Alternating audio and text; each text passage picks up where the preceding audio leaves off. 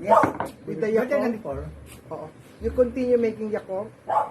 Okay, when it's already done, you leave a little bit and you buy like another one like this. It's 80 or 90 pesos. That's why we guys have to work and do YouTube so everybody has enough money to buy Yes. the basics.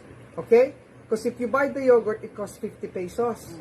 This is 80 pesos, 90. No sugar, no additives. Okay? If you didn't, you have to buy 50 pesos. Then you learn eventually, slowly. Okay? So, let me see if this is yogurt. Yogurt siya, oh.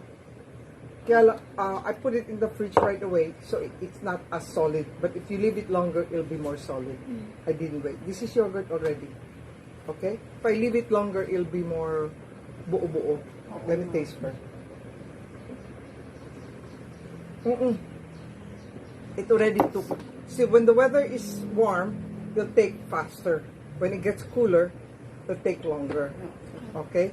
So if it's in the America or if it's cold, you just heat the milk on the stove, just warm, not hot, so it doesn't kill the bacteria, which is the Lactobacillus acidophilus. Okay? So the way to make it is, this is new, I haven't made it. See, open it. Open it, princess. Okay.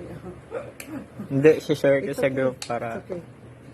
So, every morning, okay, so you take out a little bit, so it won't be too full, and then just put a tablespoon or more.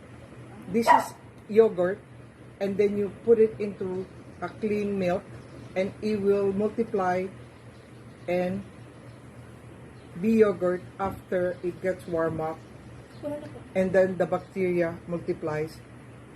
Okay, so which is the cup? Okay. Okay. Shake.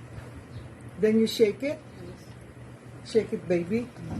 Leave it on the counter or inside the oven, wherever. And don't forget, overnight, it will be yogurt, it will multiply. The bacteria will take. Sometimes it takes, sometimes it doesn't. You have to keep trying. Okay, and every morning, so you won't have pain here, pain all over, take at least even a cup, a tablespoon, or even a quarter, whatever you can do every morning. Okay? And this one, after it's already yogurt, you put it in the fridge, and it will take up to 3-4 days. After 4 days, it will go bad. Okay? So make sure you drink your milk every day. Okay? And that's the secret to good stomach. And the reason you need to eat yogurt every day is you have to take care of the flora in your stomach. Okay? You have to make your vitamins in the stomach multiply, and the yogurt helps you multiply all your B vitamins. Especially after you take antibiotic, you go back to yogurt to put back the flora in your stomach.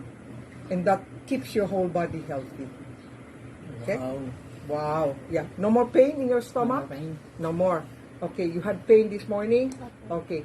Just less than 3 days, you'll see the improvement. Okay. Done.